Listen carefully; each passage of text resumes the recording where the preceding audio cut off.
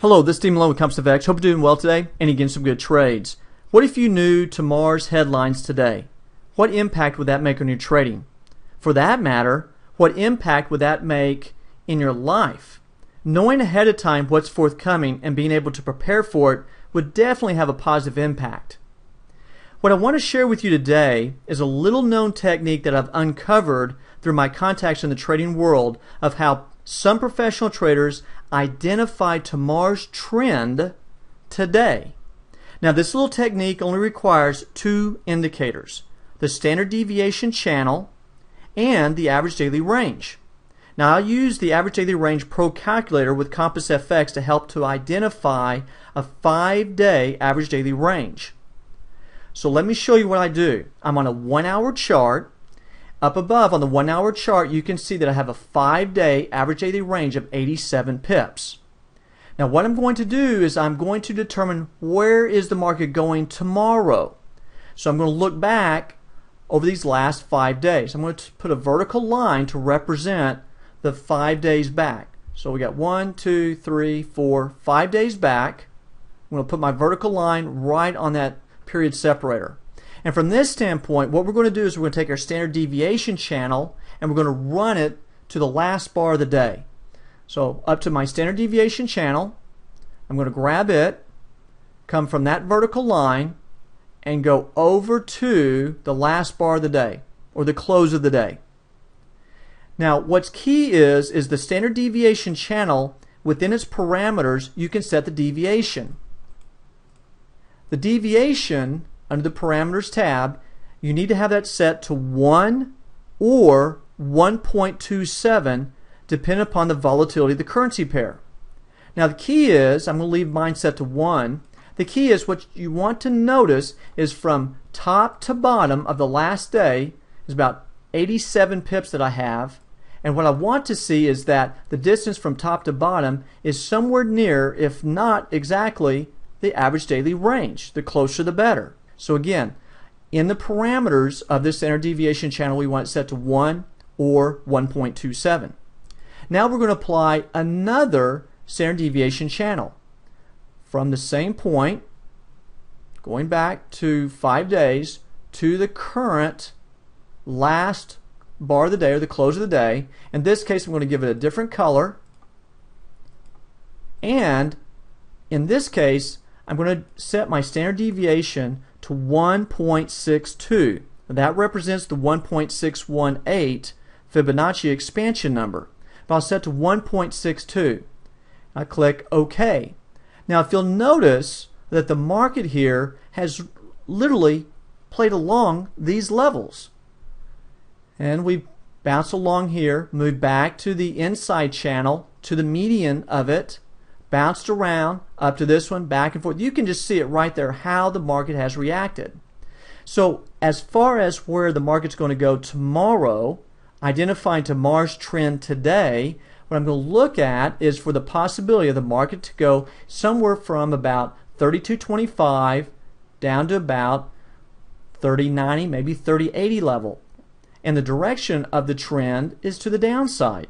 So there's a greater probability of going down.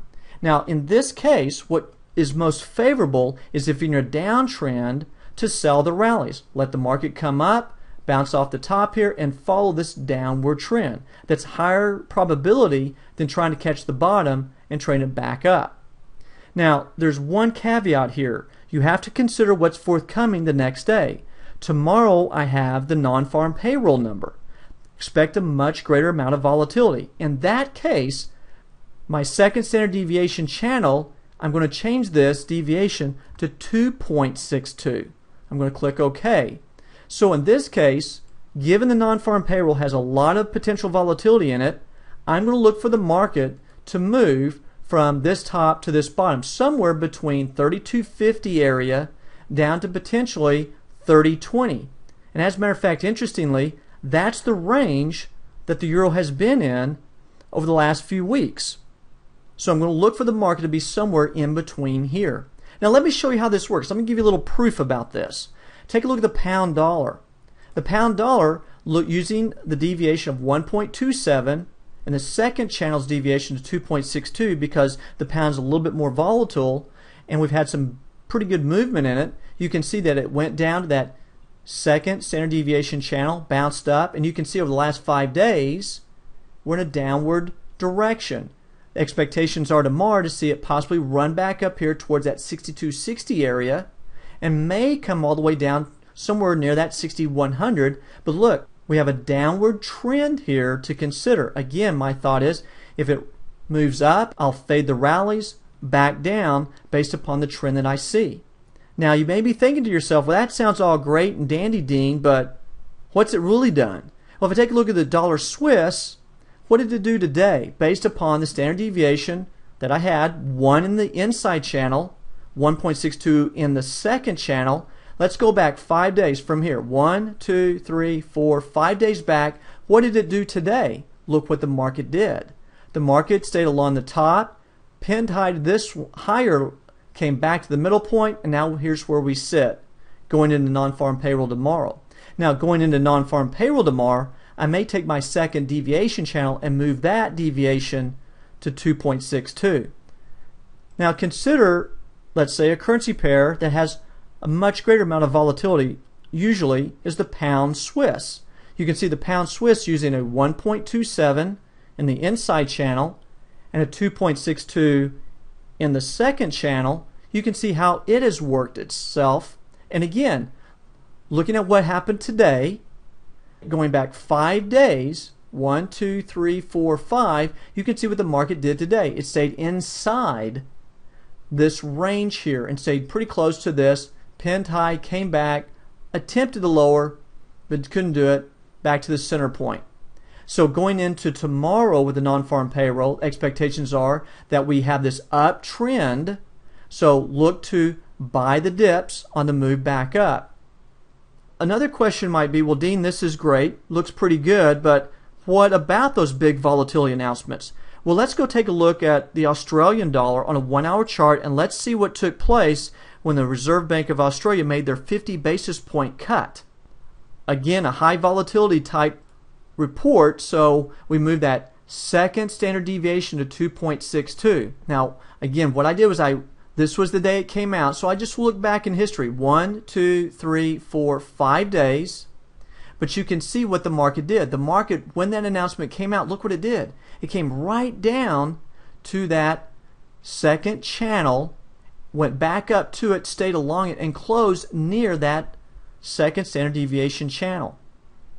Okay, so now the market has moved since then, has turned and gone that way, but again, the standard deviation here is based on just this distance here. Again, if I move this to the current time frame, going back 5 days, you can see, let's see, 1, 2, 3, 4, 5. You can see that now we're in a downtrend. And I can move this one, do the same thing here, move this one back to the close of today, grab this to this day. Again, we just go back to 5 days, and you can see that we're now in a downtrend. So the idea would be tomorrow, depending upon the non-farm payroll, does the market continue pushing down? We are looking at some lows in the Aussie dollar, and many do expect the Aussie dollar to rise back up. But looking at the channel here, giving us a potential downward trend still in the Aussie dollar. But with the non-farm payroll, possibility that it could kick back up. So again, folks, this is a little known technique to identify tomorrow's trend today.